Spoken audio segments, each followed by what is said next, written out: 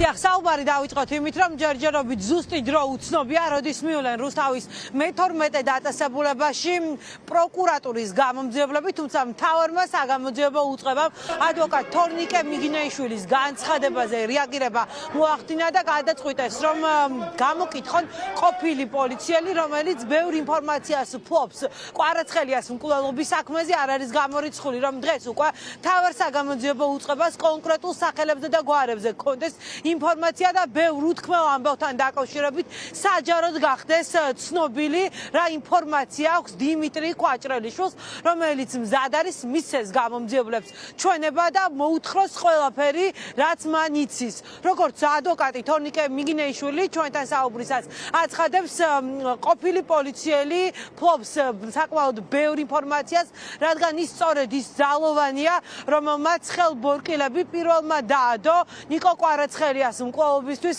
მსჯავრდებულ პირებს. ჩვენი მოთხოვნის და არაერთხელ დაჟინებული მოთხოვნის შემდგომ დღეს დიმიტრი კვაჭრელიშვილი გამოიკითხება მე-12 პენიტენციურ დაწესებულებაში.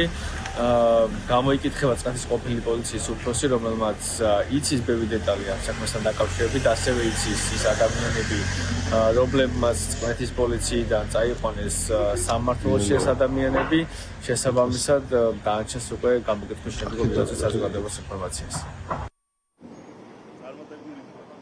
მაშასე, როდის მივლენ ზუსტად რუსთავის მე-12 დაწესებულებაში გამომძიებლები ჯერჯერობით უცნობია, თუმცა ადვოკატი აცხადებს, რომ მას შემდეგ, რაც მიაწვდის პოლიციელი, ყოფილი პოლიციელი ჩვენებას, მთავარ საგამოძიებო უწყებას, მასაც ექნება შესაძლებლობა საჯაროდაც დაასახელოს კონკრეტული სახელები და გვარები.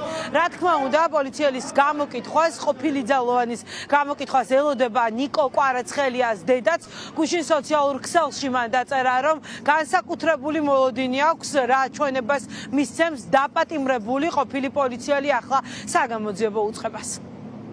პირდაპირ ეთერში ნანუკა ქაჯაია საუბრობდა.